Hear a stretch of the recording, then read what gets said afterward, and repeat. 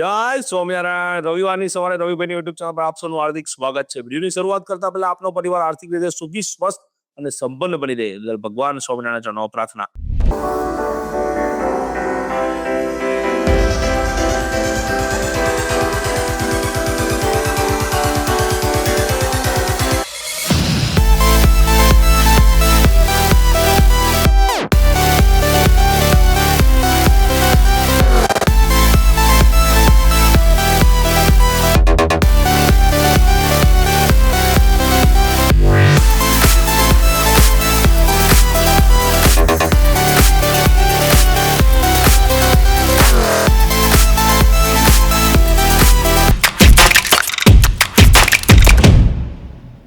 ભારતનો અમૃતકાળ કેવો રહેશે?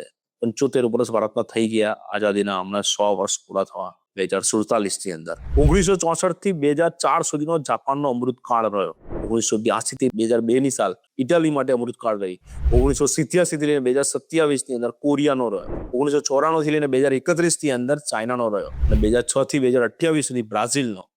ભારતનો અમૃતકાળ 2018 થી લઈને 2055 સુધી રહેવાનો છે. આવું મોર્ગન સ્ટેનલીના અહેવાલમાં કહેવામાં આવ્યું. રોકાણકાર શું કહે છે કે હું મારું કામ કરીશ, વળતર મારો પીછો કરશે. પરંતુ સટ્ટાબાજ શું કહે છે? હું વળતર પાછળ જ ભાગીશ. લોકો ચાહે છે પણ વિચારતા નથી. ચાહે છે પણ વિચારતા નથી ને વિચારે છે, લખતા નથી, લખે છે એ કરતા નથી. લોકો એક્શન લેતા નથી, એના કારણે પોતાના ગોલ એચીવ નથી કરી શકતા. વધારે વળતર જોઈએ તો સતત વળતર મળવું જોઈએ. વધારે વળતર જોઈએ એ સતત વળતર મળવું જોઈએ. કોમેન્ટ બોક્સમાં જવાબ આપજો. તમારી જે પણ આવક છે તે કોઈનો ખર્ચો છે. તમારો ખર્ચો એ કોકની આવક છે. માટે ખર્ચો જેટલો વધારે થશે એટલી ઇકોનોમી વધારે ચાલશે. મતલબ ખર્ચો કરવા માટે વધારે ઇન્કમ કરતા રહો. 2000 સાલની અંદર 1 રૂપિયાની સામે 18 રૂપિયા લોકો સેવિંગ કરતા હતા. બરાબર? 1 રૂપિયો ઉધાર લીધા હતા, એની સામે 18 રૂપિયા સેવિંગ હતી. 2025 ચિત્ર બદલાઈ ગયું છે. 1 રૂપિયો ઉધાર લે છે, 4 જ રૂપિયા સેવિંગ કરી રહ્યા છે. મતલબ લોકો જોખમી જીવન જીવી રહ્યા છે. ચિત્ર બદલાયું છે. સાનમાં સમજી જજો, લોચો પડશે. સુરત વાળો નહીં, જીવનમાં. બી ઇન્શ્યોર નહીં. મોર અર્ન, મોર ઇન્વેસ્ટ, મોર સેવ અને મોર ઇન્શ્યોર્સ. જ્યારે તમે મોમેન્ટમાં હો છો ને, મતલબ તમારા બધી જ વસ્તુ પોઝિટિવ હોય છે ને, ત્યારે સારું ખરાબ દેખાતું જ નથી. વિચારતા એવી જગ્યા પર આપણે પહોંચી જઈએ છીએ કે જ્યારે આપણે સ્ટેબલ થઈ જઈએ છીએ ને, ત્યારે આપણને ખબર પડે કે સારું શું ખરાબ શું. સ્મોકર લોકો દુનિયાની અંદર વધી રહ્યા છે. તમાકુ વાળા 22% વધે છે અને એનું સૌથી મોટું પ્રમાણ ભારતની અંદર છે. મતલબ કેન્સર થવાની સંભાવના પણ ભારતની અંદર છે. 40% ટેક્સ લગાડો તો સિગરેટ 25 રૂપિયાની થઈ ગઈ. મને યાદ છે કે અમે લોકો જયારે ભણતા ત્યારે 1 રૂપિયામાં આવતી. 25 ગણી મોંઘી થઈ ગઈ, 30 ગણી મોંઘી થઈ ગઈ, છતાં પણ લોકો પીવે છે. 39 ટ્રિલિયન ડોલર નું યુએસ નું EUM છે. કોનું? મ્યુચ્યુઅલ ફંડનું. અને એની ઇકોનોમી છે 27 ટ્રિલિયન ડોલરની. વિચાર કરો ભારતનો ગ્રોથ કેટલો મોટો છે. ઇન્ડિયાનો 14મો નંબર આવે છે મ્યુચ્યુઅલ ફંડના EUM ની અંદર.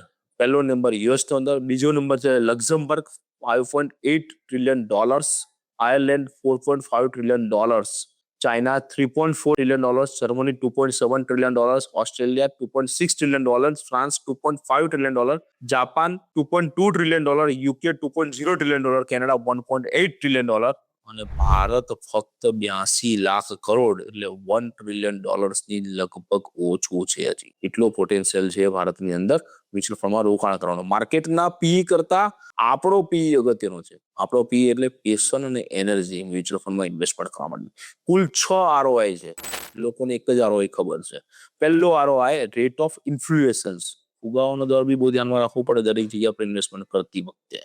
રિસ્ક ઓફ ઇન્વેસ્ટમેન્ટ, રોકાણની અંદર કેટલું જોખમ રહેલું છે એ પણ બહુ ધ્યાનમાં રાખવું પડે. આડેધડ રોકાણ ન કરાય તો જિંદગી આડેધડ થઈ જાય. ત્રીજું રિટર્ન ઓન ઇન્વેસ્ટમેન્ટ, રોકાણ ઉપર વળતર કેટલું મળી રહ્યું છે એ પણ આપણને ખબર હોવી જોઈએ. પાંચમું રિટર્ન ઓફ ઇન્વેસ્ટમેન્ટ, રોકાણનું વળતર કેટલું મળી રહ્યું છે એ પણ ખબર હોવી જોઈએ. પાંચમું રેગ્યુલારિટી ઓફ ઇન્કમ, નિયમિત આવક તમારી પાસે છે તે નહીં એ વિચારીને રોકાણ કરાય. મોટા હપ્તા ભરલેવાય નહીં તો ક્યારેક ફસાઈ શકાય. છઠ્ઠું રિલાયબિલિટી ઓફ ઇન્કમ, આવકની સ્થિરતા કેટલી એ પણ ખાસ જોવું જોઈએ. ટોટલ 6 ROI છે. ન સમજણ પડીએ થોડો વિડીયો રિવર્સમાં કરી અને ફરી વખત જોજો.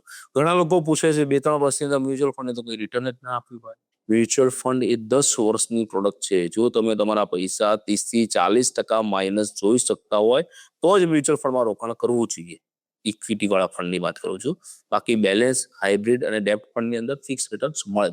સૌથી વધારે વળતરની લાલચે જાન્યુઆરી 2026 ની અંદર ગોલ્ડ અને સિલ્વરની અંદર 31,000 કરોડ રૂપિયા એક મહિનાની અંદર આવ્યા. ઇક્વિટીના ફ્લો હતો 24,000 કરોડ.